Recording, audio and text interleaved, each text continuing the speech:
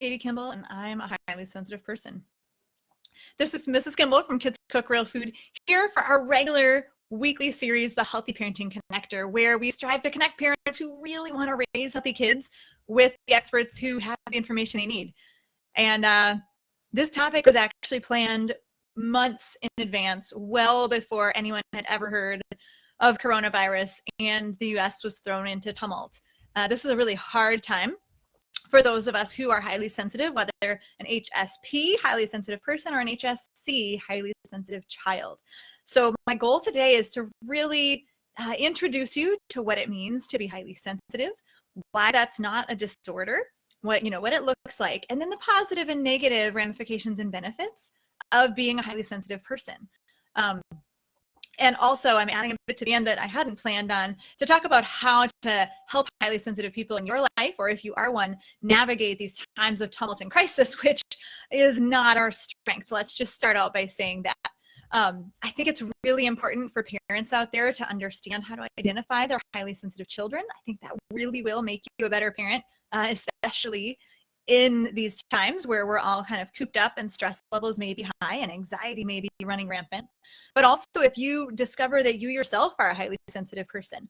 We're born this way. I did not know I was a highly sensitive person until last year when I went for stress mastery educator certification training, and we learned about what an HSP is, and I'm like, oh, I'm not highly sensitive. That sounds wimpy, right? It sounds wimpy to be sensitive. I was like, well, that can't be me. And then my professor very clearly identified me as a highly sensitive person. And it was because I had written a question that was anonymous to everyone but her about watching the news. Something like, if it's just so difficult to even watch the news and it just drags you down, what are strategies to relieve our stress? And she waved the Post-it in the air. And again, she knew it was me, no one else did. And she said, this person is definitely highly sensitive, because of the way I had described the way I process watching the news. And I'm like, oh, okay. So I've had about a year to begin to come to terms with being highly sensitive and accept that, and allow that to seep into my being and be part of me that I embrace and I'm okay with. And I think at least two of my children are highly sensitive. I look at both my extended family and even a couple members of my husband's extended family, and I'm like, oh, they're highly sensitive too. So statistically, it's estimated that 15 to 20% of the population are highly sensitive people, which means a whole bunch of things. First of all, because it's such a large piece. I mean, it's not a majority, but it's a major portion of society. That means that this is not a disorder.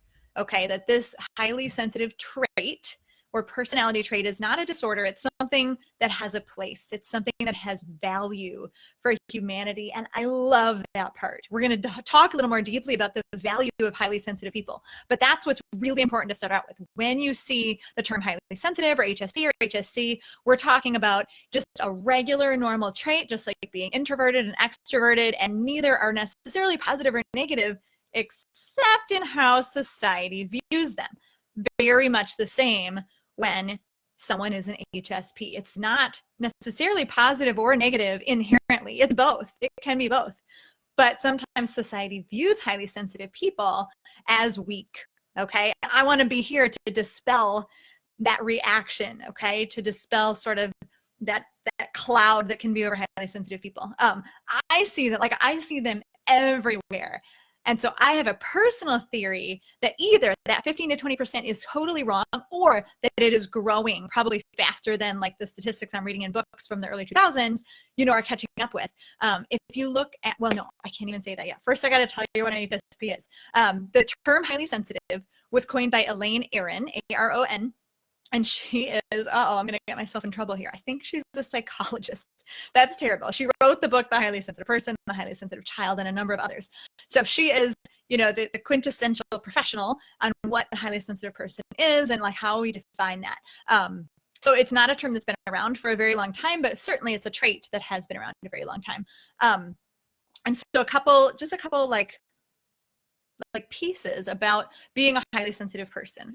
First of all, yes, it does have to do with your senses to a point. the senses are part of it. So highly sensitive people sometimes perceive physical senses a little bit higher than other people. And that can include sound, it can include sight, it can include smell, taste, or touch. So think about this massive increase in like seamless and tagless socks and clothing and underwear and like the super, super soft clothing. That is one of the many reasons why I think highly sensitive people are beginning to be a larger percentage of the wider population because of this new need for like super soft clothing. Like I put this jacket on today and it's cute and I like the way I look, but I hate the way I feel. By the end of the day, if I wear this it's just like an overcoat. If you happen to be just listening to the audio, like a suit coat kind of, but it's cool. It's chic. It's not like a suit. I'm not all stuffy like that. Anyway, like a suit coat, or if I wear like my winter like pea coat, like my wool coat overcoat for too long, it begins to give me like really stiff shoulders, and I can feel it. I can feel that it's weighing down on me. If I wear something that scratches against my neck, I will be driven bonkers by the end of the day. And I'm not even like super highly sensitive to touch and to my skin. Some people are much more highly sensitive than me. I do have a highly sensitive sense of smell. So like walking down the detergent aisle in Meijer, our big box store here in the Midwest, like just about drives me crazy. Like I hold my breath as long as I can, or I avoid that aisle because I don't shop there. And my mom was always like this too. We would try to get her like perfumes for Mother's Day, and she'd be like, thanks, because she did not like all those strong smells.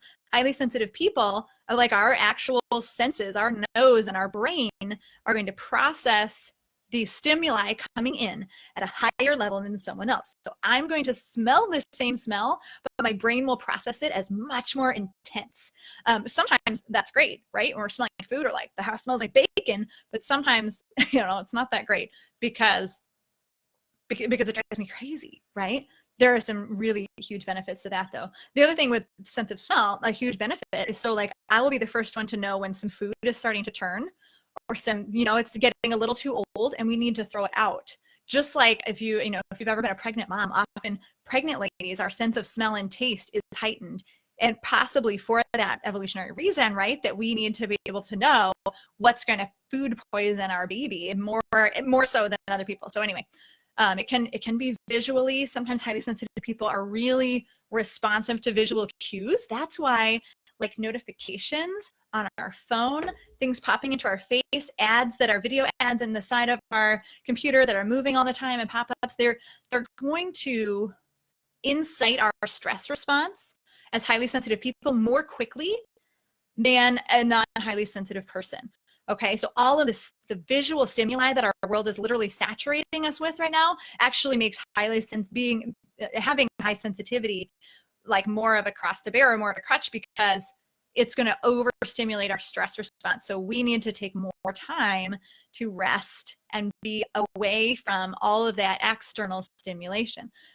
Sound is a big one too for highly sensitive people, and taste as well. So highly sensitive people might be more likely to be picky eaters. Again, there is a disorder, sensory processing disorder, where the senses, so it's like high sensitivity, a highly sensitive person may or may not have a slightly heightened sensitivity in some of those 5 senses, or all of them, right? Someone with sensory processing disorder has an extremely heightened perception of senses in one or more of those 5 senses. So, it's a range of normal, right? High sensitivity is within the range of normal. Sensory processing disorder, by its nature being a disorder, is out of the range of normal. So that's important. But highly sensitive people are probably more likely to be picky eaters because they may be sensing those tastes stronger. And sound too. So like my sister-in-law says, oh, when I set a wine glass down on a granite countertop or a quartz countertop, I think that the clink that it makes is like fancy, high class. And then for me, when I hear a dish or a wine glass set down in a quartz or granite countertop, it grates on my ears. I feel like someone has just knocked over a statue in my house or a lamp and it's broken. Like, so I'm a little nervous because I think like we're kind of talking about getting quartz countertops in our new kitchen, and I'm like, I hope this doesn't drive me crazy, but they do look pretty. So it's just, it's just a different way that we process things. So again, high sensitivity may or may not include the physical senses, and then high sensitivity also includes the emotions, right? We highly sensitive people may feel things more deeply. So these are the kids, you know, who come home and a little slight happened at school and it's just dragged down their whole day. We also empathize deeply. We feel other feels more deeply.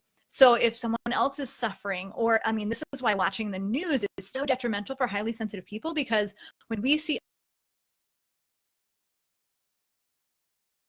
and feel this deep sense of empathy and almost guilt or ownership over what's happening and a wish to fix it, we feel that it's our responsibility to fix it somehow. So watching the news, especially now, but any time of the year in our culture, is very risky for highly sensitive people because we just take it in upon ourselves. So there's this great empathy, which is wonderful, but there can also be the sense of guilt or overwhelm when there's too much news to deal with. This is highly sensitive adults and children. Highly sensitive people tend to thrive on routine. I don't. So again, not every HSP has all of these traits, but here are some of the ways in which a high sensitivity may present itself. So you can just identify who in your life might be an HSP. Highly sensitive people may need more alone time or may need more downtime. More introverts are highly sensitive people than extroverts, but there are plenty of extroverted, highly sensitive people. I want to say that stat's like 30%. Like 30% of highly sensitive people are extroverted. I am. I know a couple other people in my life that I think are highly sensitive, but are also extroverts. So, but even extroverts sometimes need a little time to recharge or a little time in between things. And then highly sensitive people also tend to think really deeply, right? We it's like everything is higher sensed, right? Highly sensitive. Our senses over perceive our external environment sometimes, our emotions like deeply feel and deeply empathize with what's going on around us or what we are feeling. And also our minds, our brains sometimes really deeply process. We might be the people who are prone to overthinking things. And I know a lot of you probably do. I mean, a lot of women kind of overthink things anyway, but highly sensitive people might really be overthinking things, or maybe I shouldn't say over, might be deeply thinking about things, thinking about layer after layer of maybe a problem or figuring things out. It also means that highly sensitive people may be more creative because we can like get into our own minds and just hang out there and we're perfectly happy. I remember falling asleep as a kid, and I'm a night owl, so it always took me, I think, a long time to fall asleep. And I can remember elaborate imaginative stories about how I had turned my whole neighborhood into like a hotel complex and there were all these underground tunnels. I mean, I lived it as if it was, you know, a nightly movie for an hour at a time. And I thought everyone was like that. I'm guessing that's a little bit more my high sensitivity kicking into gear and my kind of deep thinking, deep imagination, and deep creativity. So is being a highly sensitive person positive or negative? Well, I already gave it away that it's neither and both, really. I think the world does tend to see highly sensitive people in a little bit more of a negative view, kind of like the world sees introverts often in more of a negative view. Like when you're bold and strong and talkative and powerful, we tend to see those people as the leaders and the CEOs and the presidents, right? And we hold those people in high esteem. And when you're quiet and thoughtful and calm and creative and happy to be by yourself, and again, those kind of can describe an introvert or a highly sensitive person or both. We as American culture don't always hold those traits in such high esteem. However, again, 15 to 20% of the population or more are highly sensitive people, which means they are necessary. They are vital to humanity's survival. Okay, so although there can be some negative qualities, we'll spend a little more time on the positive. But real quick, sort of the risks of being highly sensitive. Highly sensitive people are often misunderstood because people don't always understand their deep thinking, their deep processing, their need to maybe step away or be alone, or they, you know, if you're at a party, like everybody likes a party, right? Well, a highly sensitive child in particular might be super overstimulated by all the sounds and smells and sights coming at him or her. And so people don't always understand that reaction to want to pull back or to want to really think through things. Highly sensitive kids are easy to tease. because we wear our hearts on our sleeves. You can read our face in half a second. If we don't understand something, everybody knows it. So they tend to be the targets. I totally was. I was very easy to tease, and because I let it get to me, because that's exactly what highly sensitive people do, right? We let things get to us, and it can be good, but it's not always that great in a culture where kids might pick on other kids. Might being a very gentle word. Kids almost always, some kids, there are always some kids who pick on other kids, seems like, doesn't it? It stinks. See, I'm getting all worked up because I'm highly sensitive. So highly sensitive kids are easy to tease. They need to be taught, even more so than other kids, strategies of how to put up better shields and how not to let the picking on kids or the bullies get into their heart and get into their psyche. Highly sensitive people are also easily disrupted. If the routine is changed, if something happens that they don't expect, like me, even now, if I'm planning to do something and I know what I want to do and I have my goals for the day and something interrupts that, I am totally thrown.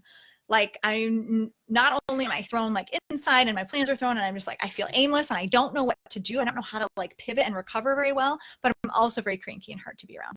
And that's not a very good excuse. It's something I'm working on, but it has to do a little bit with that highly sensitive trait and wanting that routine and those plans. But again, being highly sensitive is vital.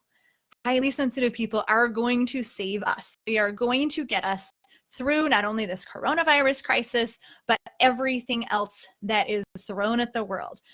Elaine Aron, in her book, when she describes the difference between highly sensitive people and non-highly sensitive, she says, imagine two deer come to the edge of the woods and where the woods meets the field. And there might be some food in the field. That's a good thing for the deer. There also might be a hunter in a blind training his sights on the field, which would obviously be a bad thing for a deer. The highly sensitive deer is going to wait, stop, perk up her ears, look around, smell the air, and be very patient and very cautious. The non-highly sensitive deer is going to run out and try and get the food and eat the food.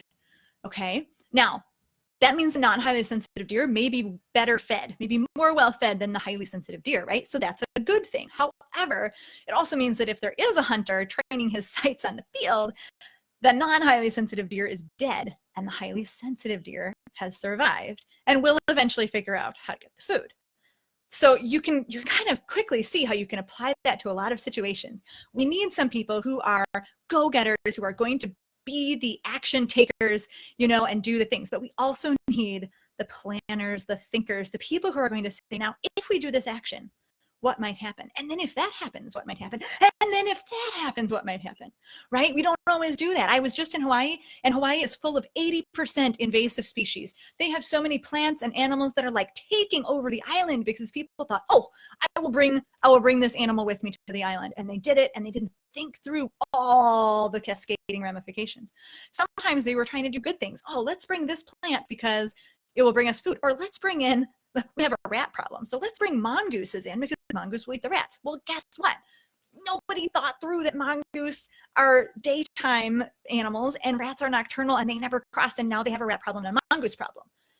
A highly sensitive person would be more likely to think through all the steps. What will happen? And then what would happen? And then what would happen? And then what would happen? And I'm not done yet. Then what would happen? Right? Because of that deep thinking and just that like really strong sense of ownership of the world and of accountability and responsibility. I think that comes with highly sensitive people. So highly sensitive people are the problem solvers. They are necessary for us to find correct and appropriate and effective solutions to crises like this coronavirus. And we'll see, we're going to watch how that plays out.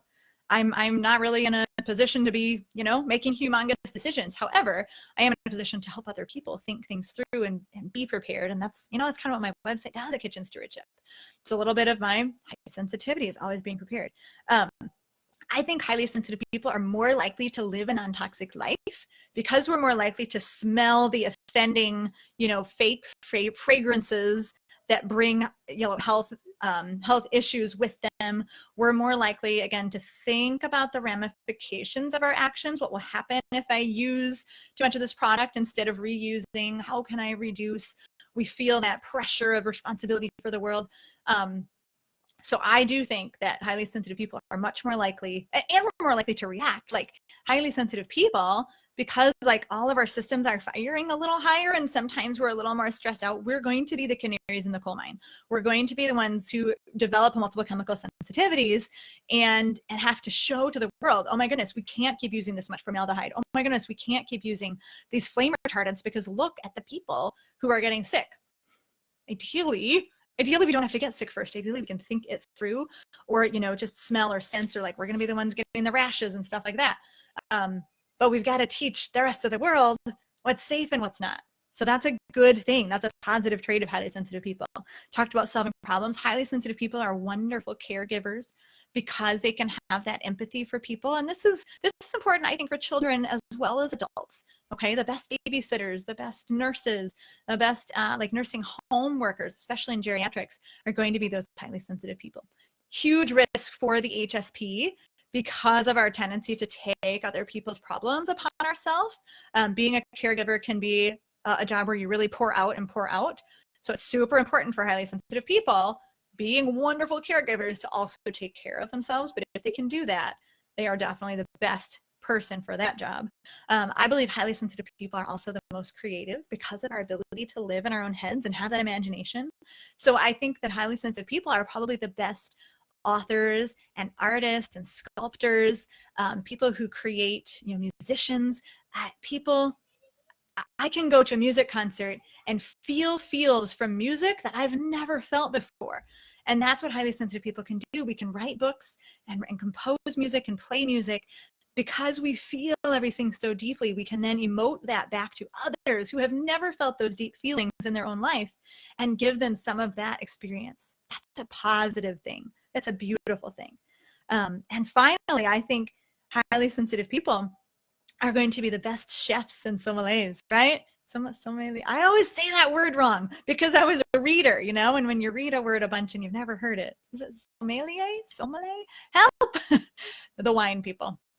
Because sometimes that's the sensory processes are running a little high, right? We're going to be able to smell the different smells in foods and have a you know, a really sensitive palate that can taste, and chefs can like compose these amazing ingredients. Other people go, how did you think of that? Well, it's because they're sensing differently. Unfortunately, I love cooking, but I don't really have a highly sensitive sense of taste. So I'm not that great at like being the chef. But yeah, whatever. Like that's the thing. We'll all have our own traits and our own sort of strengths and weaknesses. But being a highly sensitive person with a highly sensitive sense of taste is going to make someone a great chef or a great wine connoisseur. Now I got to add a little bit to the end of this. You know, this again was a regularly planned episode of the Healthy Parenting Connector. We've got a related interview next week with Dr. Pejman Katarai. He's a pediatrician out of California who works on some of the toughest cases in kids, and he's an expert on highly sensitive children. So he's going to really dig into highly sensitive children and some of the like health issues that tend to happen when kids are highly sensitive and misunderstood and often mistreated, not mistreated, like not treated correctly by doctors who don't understand what the high sensitivity is doing in their body. So that's a really fascinating interview, but I knew we needed to start with the foundations. Like, what in the world is a highly sensitive person or a highly sensitive child? So this Facebook Live was planned. This episode of the Healthy Parenting Connector was completely planned months and months ago, back in 2019. So it's a kind of amazing, crazy coincidence that we happen to all be on our first week being in our homes with kids home from school, and with all this like fear and anxiety just floating around in the world.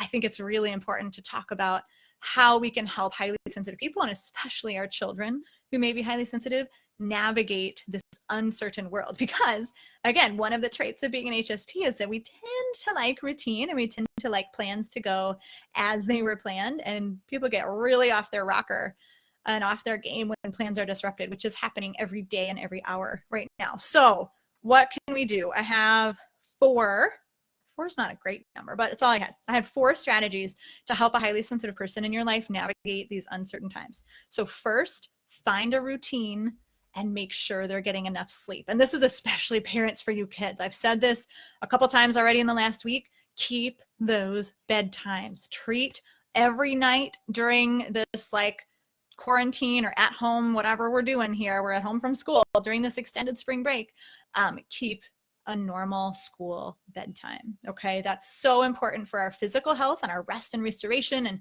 cell regeneration and memories and learning in our brain.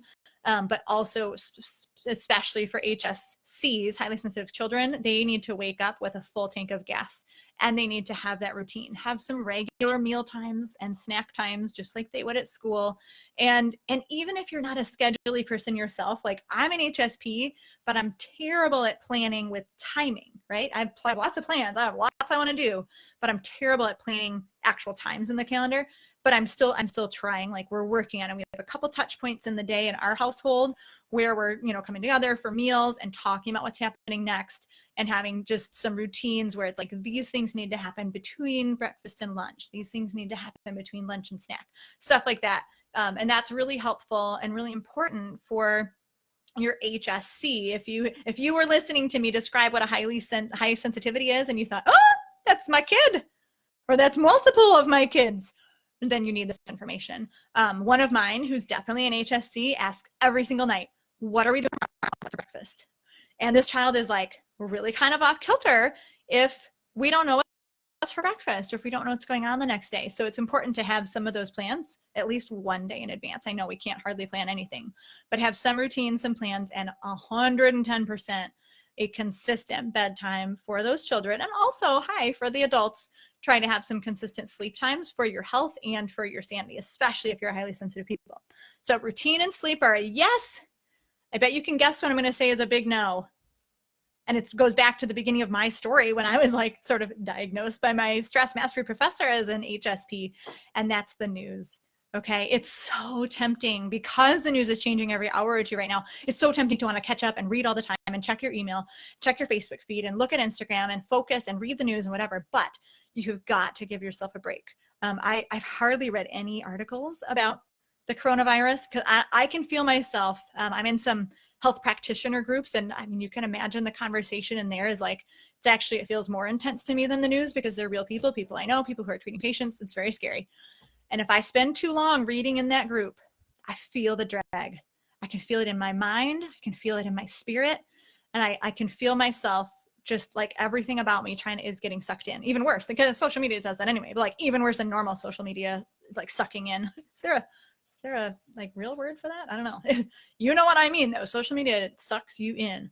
And so it's really important if you're a highly sensitive person to have maybe just a couple hours during the day where you can get on and watch the news and then go for a walk, do something that gets your endorphins moving, give someone a hug, do something that gets a little dopamine hit to your brain, not just scrolling, to sort of counterbalance that. And then the rest of the day, don't look. For highly sensitive children, don't talk about it in front of them, especially not very often.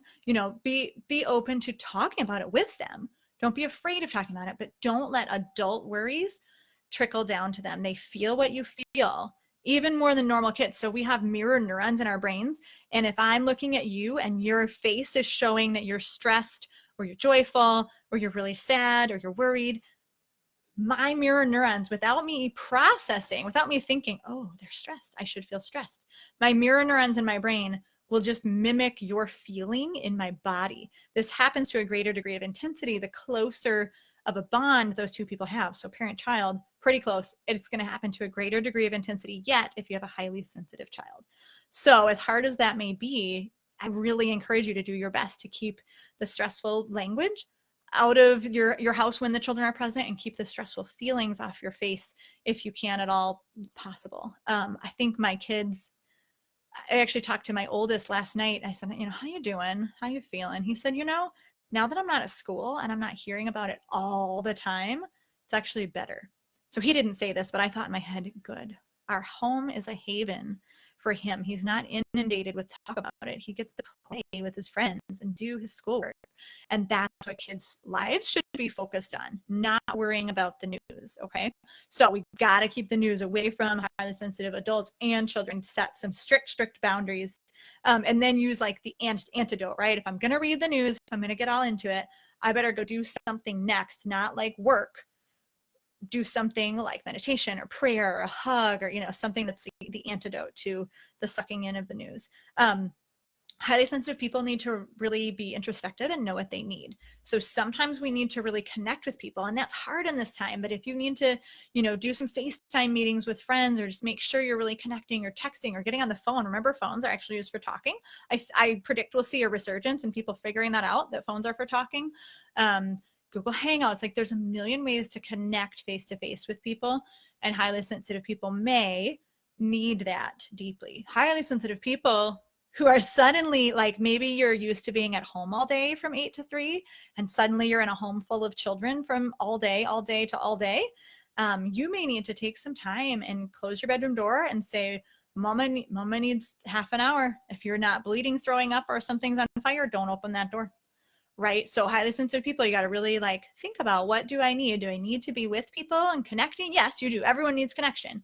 But do I also need some time alone to recharge and take some stress mastery moments? So that's really extra. That's important for everybody. P.S. Every human being needs connection and needs recharge time from stress, but highly sensitive people just need it more. And in this time of uncertainty and kind of crisis, we need to be more focused on helping highly sensitive people and children in our lives to get those habits in place. The last thing I would just say to all highly sensitive people out there is that this is not your fault. Okay, every decision you've made about the food you purchased, or if you let someone leave your house or whatever, you can't save the world. You can only control your day-to-day actions. And even that is not going to either save or decimate the world, right? So highly sensitive people, we tend to think that our decisions are the most weighty, monumental things that have ever happened in the history of the world. But guess what? We're not that important.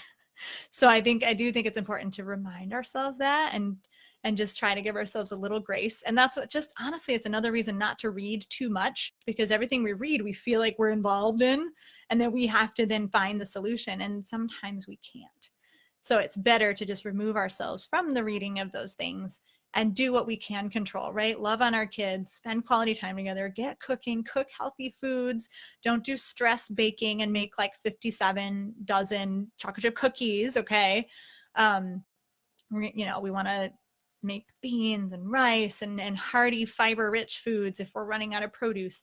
There are so many things we can do to keep our bodies and our minds healthy. And highly sensitive people, again, so many positive benefits. Literally will be the ones to save the world and to make the world a more creative, a more loving, a more safe place to be, but at much detriment to potentially our own health if we only give and don't take care of ourselves as well. So I hope this has been super informative. I know in the last year I've learned so much about what a highly sensitive person is and how to care for my highly sensitive children. I still kind of stink at it, to be honest. And I have that weird mix of being an extrovert HSP. I think my kids are introvert HSCs. So it's not natural to me. It's even the parenting, even though I'm a highly sensitive person, it's not natural for me to parent my kids. So I'm working on it. I'm learning so much. And you will love Dr. K's interview next week. He's so wise and brilliant and has so much great experience. So this has been a regular yet irregular episode of the Healthy Parenting Connector. I'm Katie Kimball from Kids Cook Real Food. I'm so honored to connect with you in this way and to help you through these times and just to help you understand your kids and yourself a little more. Again, the goal of the Healthy Parenting Connector is to connect parents who really want to raise healthy kids, which we all do right now, with the experts who have the information they need. So if you're an HSP, hugs to you, my friend. If you've got an HSC, go give them some hugs. And I will see you back next week for another episode of the Healthy Parenting Connector.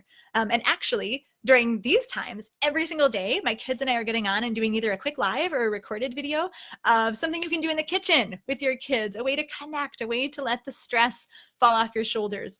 So far we've done beans and rice, we've made dessert hummus, we've done some knife skills. Today for St. Patrick's Day green, we're gonna do a cabbage salad. And tomorrow we have a challenge, a pretty easy challenge for all kids everywhere with a big prize at the end. So be sure to come back for that, which will be scheduled for at least the next 3 weeks while we're all stuck at home. All right, Mrs. Kimball signing off with another episode of the Healthy Parenting Connector.